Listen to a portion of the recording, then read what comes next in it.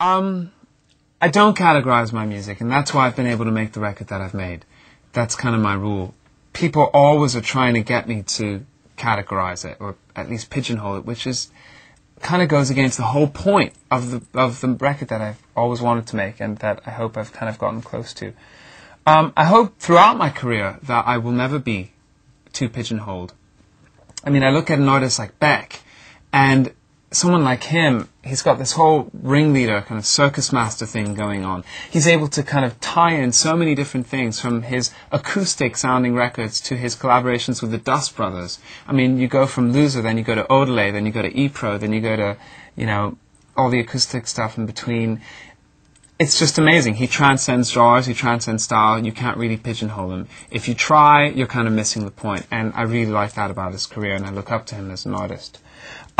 If I have to coin it, which it seems I have to, especially for press, so I always call it, I suppose there's a hyper-real element to what I do. It's kind of hyper-pop, because all the subject matters that I deal with are kind of based on reality. I just hype it up so much with the music and, you know, with the speed at which I tell these people's stories, that it becomes so hyped up that it's almost unbelievable. Yet it's still very much believable. Does that make sense?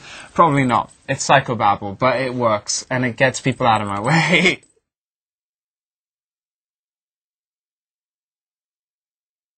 I have the same vocal range as Mariah Carey. Is that what people are saying?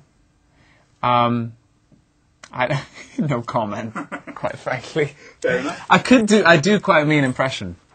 Yeah. Especially when I kind of get my legs out in the right position and kind of stand there with that diva pose. I don't know. I've, you know, that's probably one comparison that I wouldn't be too comfortable with getting too often.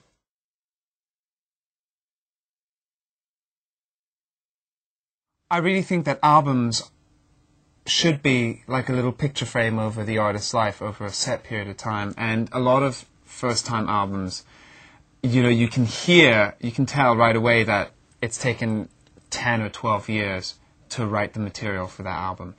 I didn't want to do that because I think it would kind of miss the point of sending a kind of picture frame, or almost like a postcard of my life over the past 2 years. So most of the stuff that's on this album was written in 2 years, and I had a lot of the songs before I got signed. But admittedly, songs like Big Girl and even, I think, Billy Brown, like, I wrote when I got my deal, because I just had a kind of like, you know, a fun time. I had a lot of freedom and a lot of time to kind of develop my sound and choose the right producer. So during that time, I kind of took advantage of it and went into a lot of writing. But I've already started writing for the next record. It's a little bit angrier. I know, isn't that weird? Shouldn't it be happier? I don't know.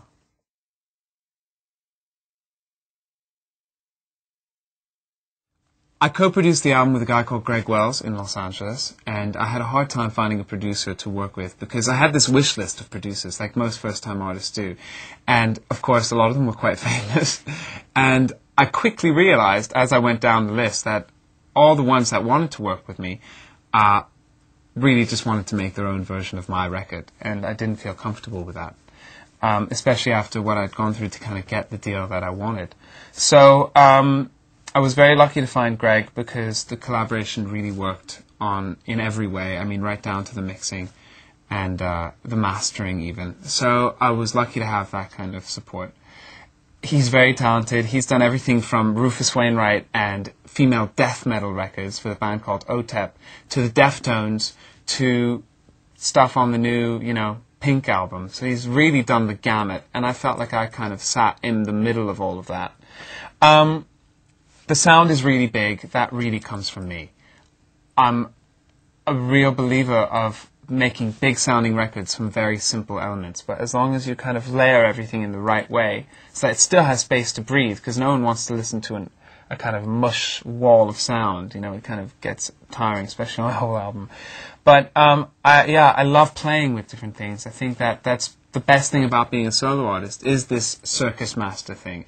You can bring in whoever you want, you know, to play on your record, and you really can have fun and transcend genres. I think that production is a tool that you can use in order to tell the story that you want to tell on a song.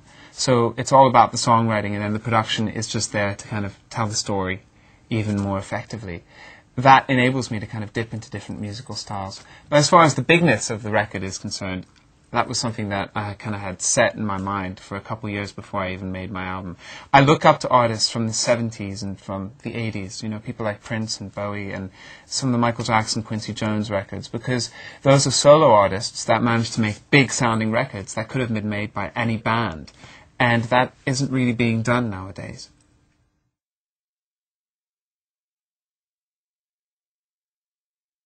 There are hundreds of people that I really want to work with. Most of them no one's ever heard of. That's because the people that I look up to most aren't necessarily the famous artists that have their name on the front of the CD, but all the other people that are behind them. Just like on my record, although there's just my name on it, I'm fully aware that it's people like Paul Buckmaster, the string arranger, who worked on my CD, who did everything on the early Elton John stuff. Jerry Hay, the horn arranger, who, you know, did all the Quincy Jones records. Matt Chamberlain, one of the best drummers in the world, you know, who flew in for a week just to kind of lay drum tracks down. Those are the people that matter. Those are the people that are amazing musicians, and there are more of those around, and those are the ones that I'm keen on collaborating with into the next project.